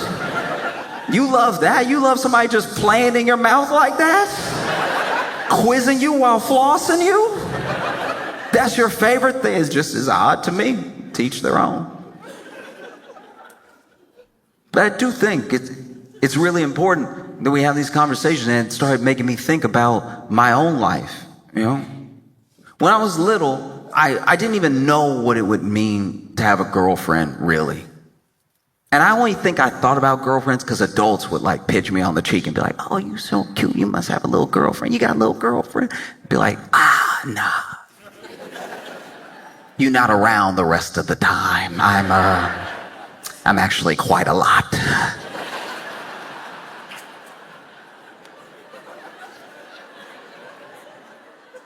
But there was someone who I used to eat lunch with for a little while there. And sometimes we'd eat lunch for the whole period of lunch, and sometimes she would just come over, you know, to make sure we chatted before lunch was over. And we would always split my cookie, right? I'd break my cookie in half and we would chat. And I knew that I got to do every day at school my two favorite things, which was talk to her and eat cookies. No? And so she'd come over, we'd break bread, cookie bread, we'd break bread and everything. We'd talk about all sorts of stuff. And I didn't know what it would be like to have a girlfriend, but I knew if I was gonna have a girlfriend, it would be her, right? This is who I like talking to. It's who I like spending time with. It's the only person I'll share my cookie with. And one day, I was walking to the monkey bars, you know, get some swings in.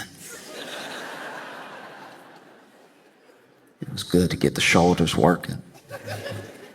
And when I got up to those monkey bars, I wasn't right up on them. I was still at a distance, but I saw her kissing a boy. And I was distraught. I saw them kiss it. I was like, no!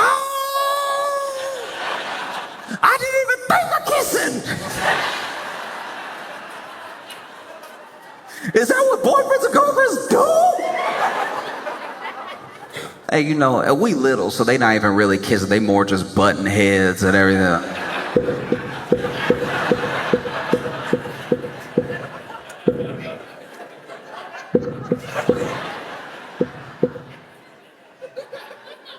But even so, I was torn up. I was like, no! We share cookies every day. She get my cookie crumbs all on his lips.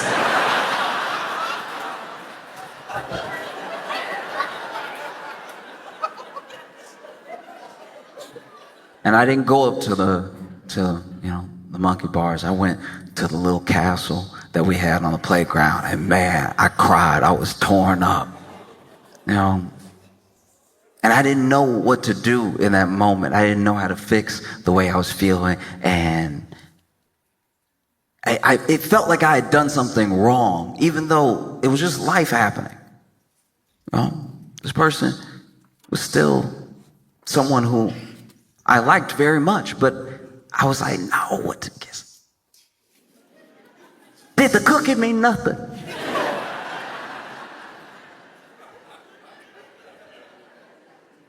You know, I was so torn up. When we went back to class, I couldn't even learn. Teacher sitting there with a word problem, simple word problem, trying to get me to hit that 3 plus 4, and I was like, 3 kisses plus 4 kisses is one broken man.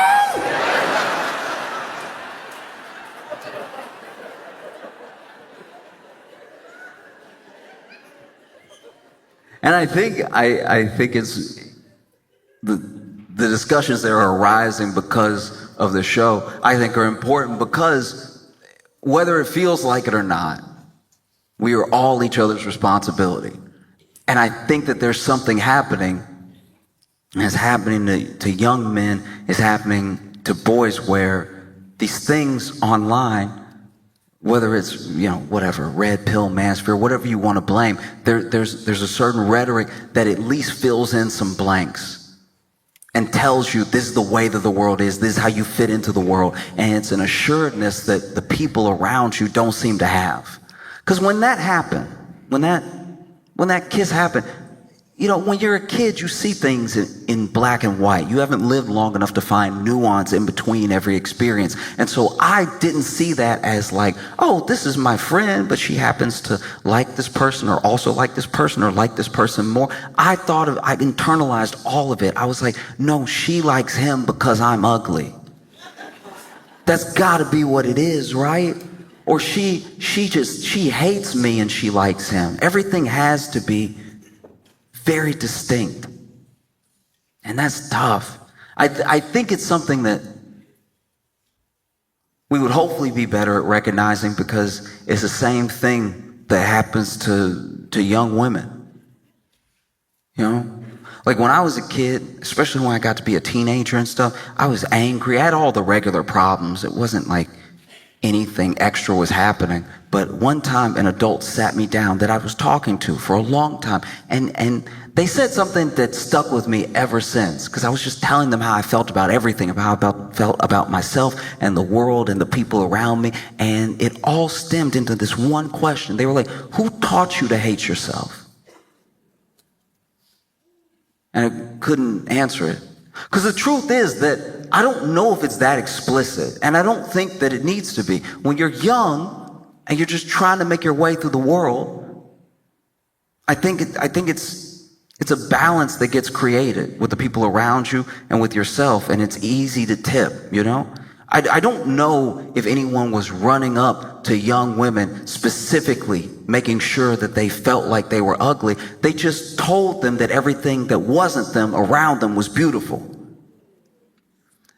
And so then you have something very similar happening to young boys right now that's coming from all these different directions. And I don't think it should ever be a contest. I know one thing impacts another thing, and there are people that when someone is hurt, they become hurt too as a result. But I think that it's not really about who has it worse when we all have it bad. Sometimes when somebody's going through something and they're open about it, if it's not the person that we decided to band around, right? If it's like a unique person going through something and they're sharing it, sometimes the response, instead of being empathy, is almost backlash, right? They're going through something and they're being open about it, and people are responding with like, oh, boo-hoo, you'll be fine.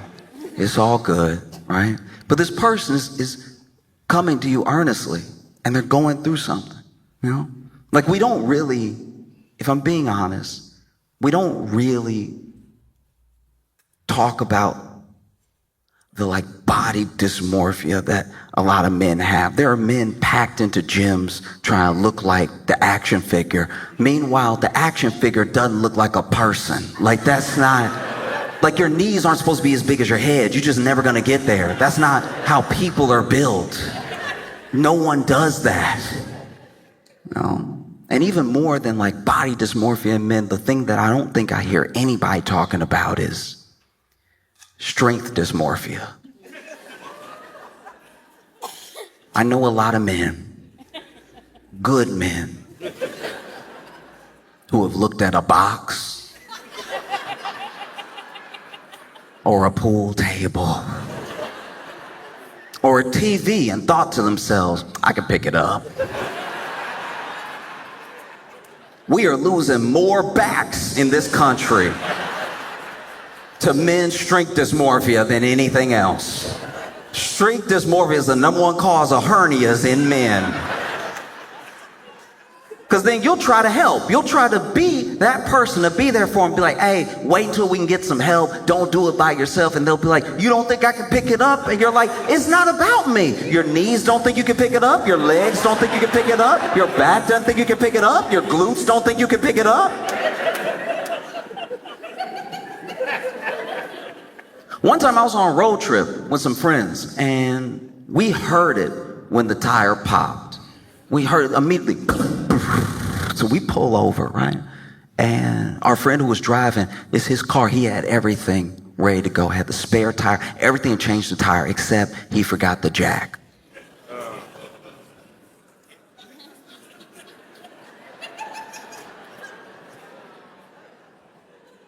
So then our friend Jack says to us with a straight face, all right, everybody just, y'all get in position and everything, get ready to change this stuff, and I'll just pick it up and y'all change it, I'll put it back down.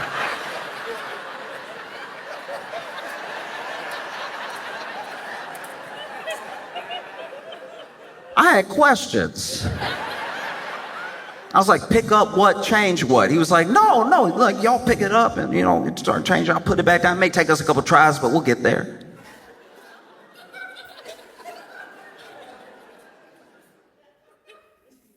There are two types of people who can pick up a car. One are strong men. And by strong men, I don't just mean men that are strong. I mean actual competitors, like strong men.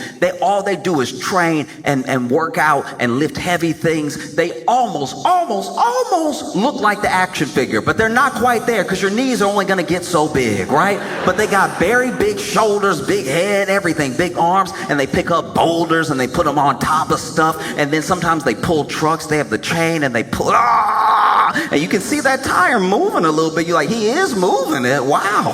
You can watch it on ESPN2.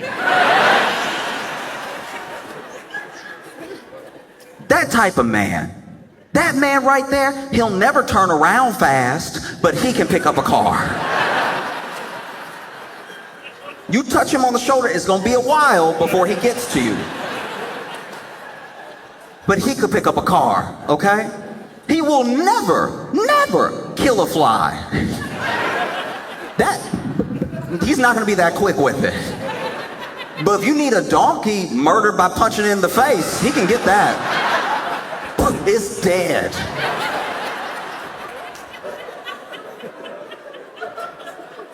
That's one of the type of people that can pick up a car. The second type of person that can pick up a car is a mother whose baby is under the car. And even in that scenario, she can pick up the car because the part of her brain, out of concern for her child, that would normally say, girl, think about your joints, has shut off. It's not like she picks up the car, gets the baby out of the way, and is fine afterward. Her ligaments are shot. But she can do it. So unless, bro, you've been doing some exercises that we haven't seen, or there's a child under the tire that you care about very much, I don't think this is gonna work. And he's like, you don't think I can do it? I was like, it's not about me. Your legs don't think you can do it. Your back doesn't think you can do it. Your glutes don't think you can do it. But he wanted to try. And so everybody got out of the car. Everybody got in a position. One friend was there with the spare tire. Other friend was there getting ready to start unscrewing everything. I didn't have a job, so I just stood there, as a witness to record, And we know that there is a way to work out. We know if you want to lift, there's a way to do it correctly. You're trying to deadlift, try to squat, you get your legs shoulder width apart. You go ahead and make sure your knees stay in line with your feet so you're not buckling one way or the other. You go ahead and put your butt out when you're trying to pick it up. You keep your back neutral, keep your core engaged and everything. You lift it up, make sure your neck is neutral and stuff. We know all of these things. This man got in the weirdest position I've ever seen in my entire life. This man got, okay, so he got under the bumper like, okay.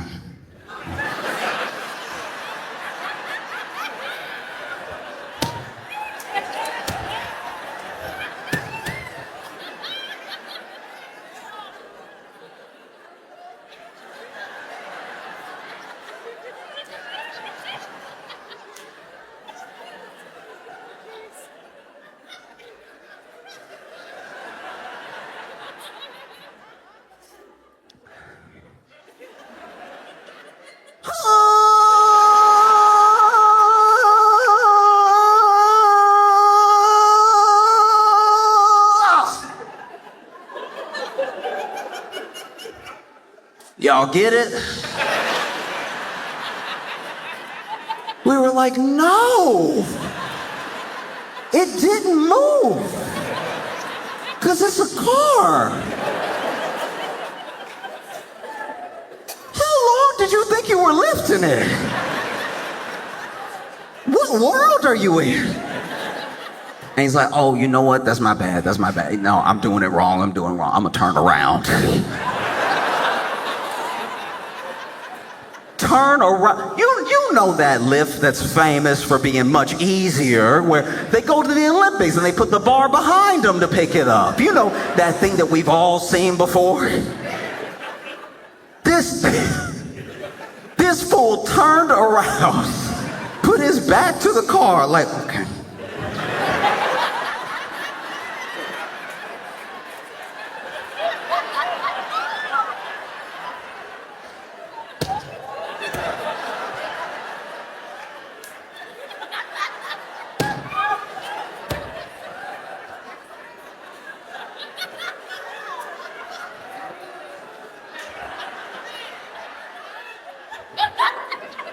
And then he had the nerve to be like, y'all ready?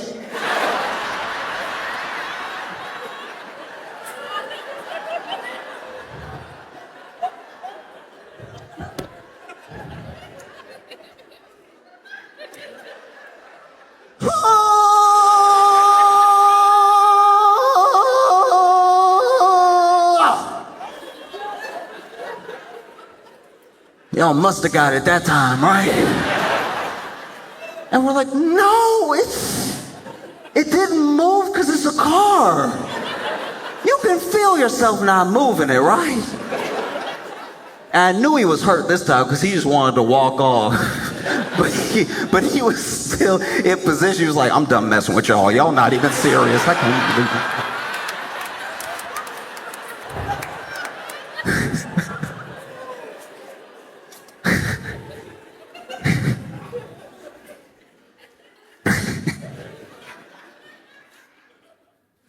Oh.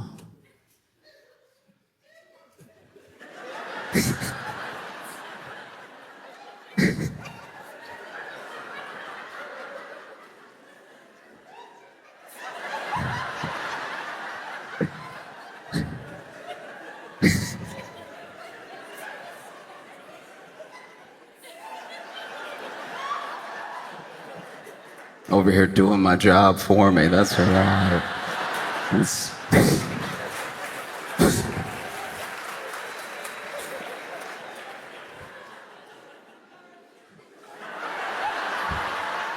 Don't apologize. Let them think I earned those extra laughs. No, but the truth of the matter is that you have the same thing happening, you know?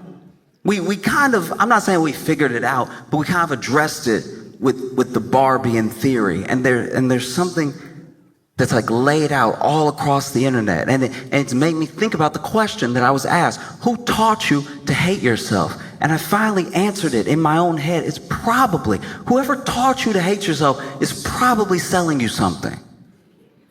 That's all it is. We recognize it. We've learned to see it with women when it comes to makeup, when it comes to a certain fit, all that stuff. But with men, you don't see it called out in that same way. Because trust me, all these dudes, all these manosphere bros, all these red pill dudes, every single one of these guys is also selling a course. Oh, that's curious. I thought we were brothers and you wanted to help me get girls. Why are you selling me? Okay. And some of it, we have to remember, because all of these people, no matter who you're talking about, young boys, young girls, all these people are very young, they're very impressionable, and they're trying to get a sense of the world. And you can fill the lunchbox as best as possible. But one thing that's assured is that all of your best qualities will not just be passed down. I wish it was true. And you can fill that lunchbox with as many good things as possible. But it then is up to them, when they're with their friends, when they're by themselves, to actually look at what's been given to them. And not just trade it for a bunch of junk. Because now you have parents who feel like out of nowhere they're meeting a new person, a person that they didn't raise. They hear these things being said that they never taught their kid. And they're like, where did this come from? And some of it, not all of it, but a good portion of it can be blamed on being online. I think it's a mistake to just say that it's online throughout. Just go ahead and throw away the phone. Don't let the kid get on the computer or anything, because the people posting these things are real people out in the world. So those ideas are running rampant in the world anyway. But I do think that it's in how algorithms are built. You know, you show genuine curiosity for one thing, and all they're trying to do as a company is hold your attention, keep you on the platform. So they see you choose one thing, so they send you more of that thing. And so it sends you down a rabbit hole. We always blame ourselves for falling down a rabbit hole, but it is what's served to us after we just watch one thing. You know, you watch one alpaca kick somebody in the chest.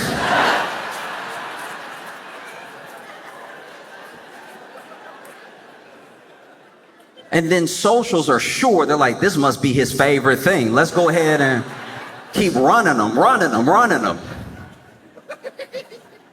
You know?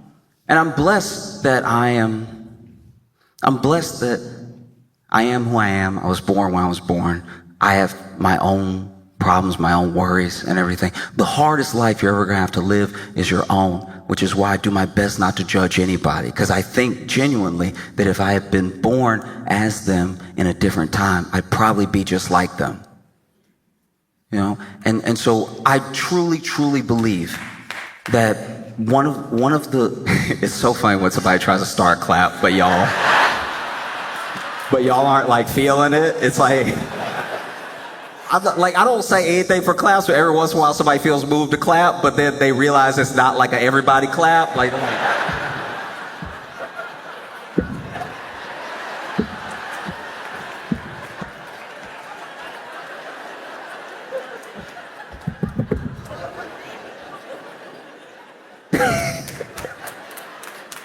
No.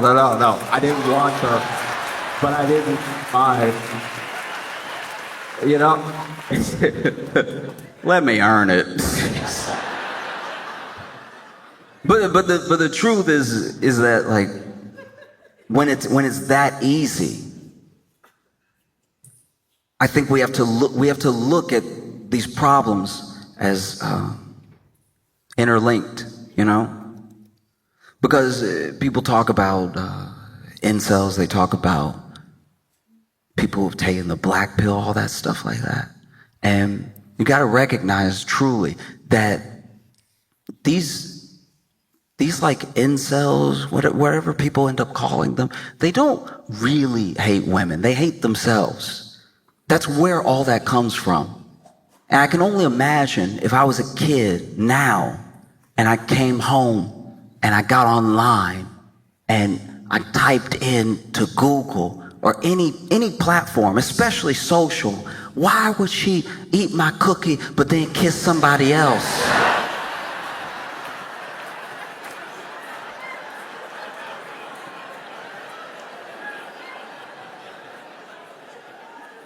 I'm in for a world of trouble.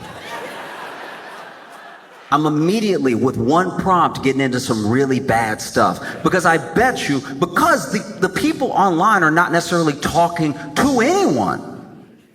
They're speaking to their own experiences and broadcasting them, projecting them on other people in every situation. And so if I type that in, I'm not getting back the answer I would get from an adult that's like, hey, look, these things happen. Maybe this person knew that you liked them. Maybe they didn't. Maybe it doesn't matter. Maybe the same thing would have happened either way. I know that's hard to hear, but there are so many people in the world. There's billions of people in the world. There are more people in the world than you can count right now because you're not great at math.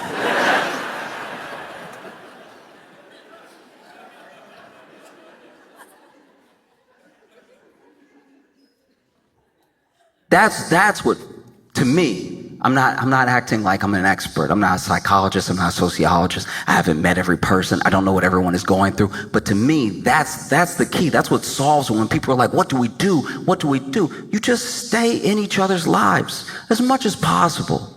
You know? All of this missing stuff gets filled in by the internet because we aren't there to do it. And I don't just mean parents. I mean like real community. I mean everyone that you know. Do you tell the people in your life that you know that you love them all the time? Do you never let a day go by without the people in your life knowing and feeling like they're loved by you? It just takes you. It only takes you. And so when you have something like that happen, you type it, you come home, you're crying, you're like, ooh, why was she with the cookie and the kisses? I'm not likely to get someone who's going to give me a solid answer, an answer I can take to the rest of my life. You know? I'm probably going to get somebody coming on, big old shoulders, being like, that's right, that's what women do, they take cookies. And best believe, brother, she's coming for your cookie tomorrow. And next time she won't want half, she's gonna want the whole thing. That's why you gotta shut these women down before they get your cookie. If it even gets that specific.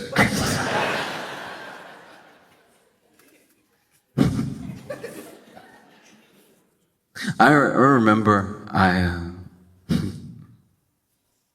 I was in college. College was the first time that, like a lot of people, that I was out of the house, and I was really out there by myself. I had to make all new friends. It was good for me though. I had to just get acquainted with a new environment, and I had never been somewhere where it was all up to me. Go to bed whenever you want, do whatever you want, eat whatever you want, right?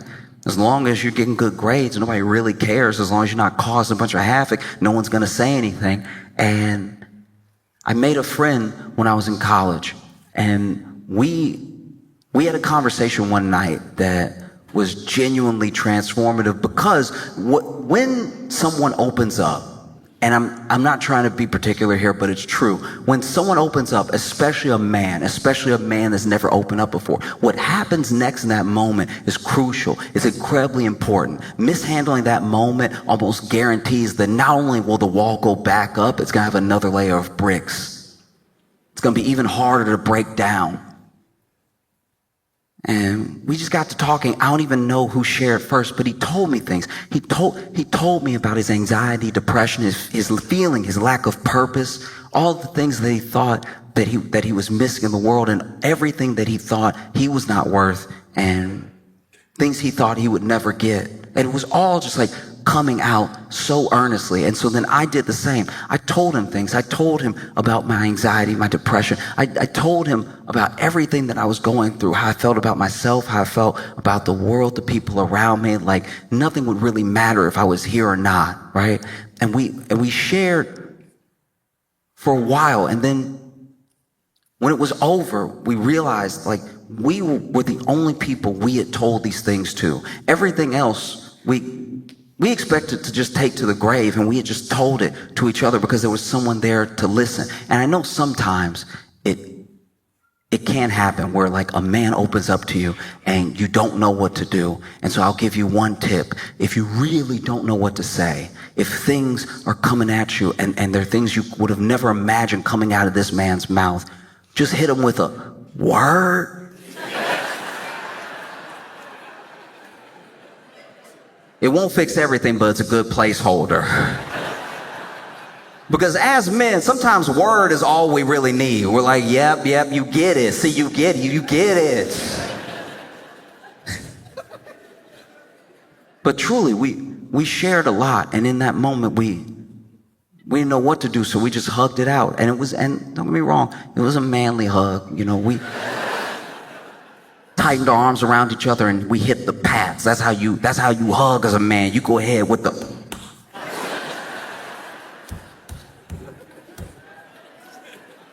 Watch the end of Top Gun Maverick. Both those men ready to cry, and they still do. I don't know what to do, so I gotta hit it. And it was a long hug because, once again, these are things we thought we would never be able to tell anybody else, and we're holding on to each other tight, and we're patting each other back hard. And I'm not proud of it. But eventually, I did burp.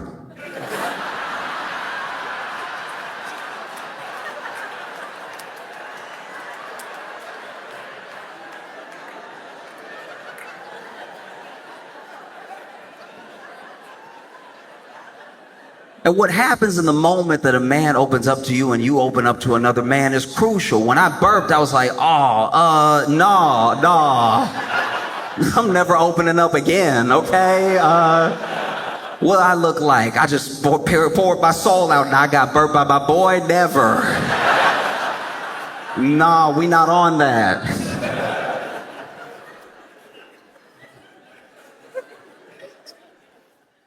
Oh. But I genuinely believe from the bottom of my heart, for every person, no matter how you feel, and then some of that feeling is going to be advertisements shooting at you. Oh, you'll just be whole when you have this, when you get this. Someone trying to sell you something, trying to make you feel less so then you can be at least level after they give you their thing. But truly, I hope everyone can really hear this and understand this. If you are in the world, you know, I remember when it was told to me for the first time, it also stuck with me. If you're part of the world, you must be worth the world. And I hope that everybody can feel that way, that you're really worth the world, because you're here. You know? And I think about it because there's a whole new generation of people coming up. They're dealing with something we've never had to deal with before. Like I think of Squish's kid.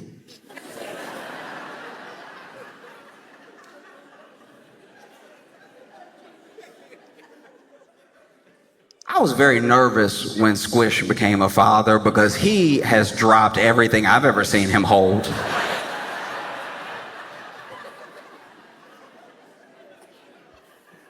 He's one of the clumsiest mans. It's insane. But he is kind, and he is generous, and he has a good heart. And it'll be a better world if Squish's kid is like him. I hope that that's possible. I hope he can turn out just like his dad. It'll be a better world. It'll be a more haphazard world. Like it'll be a different type of dangerous, but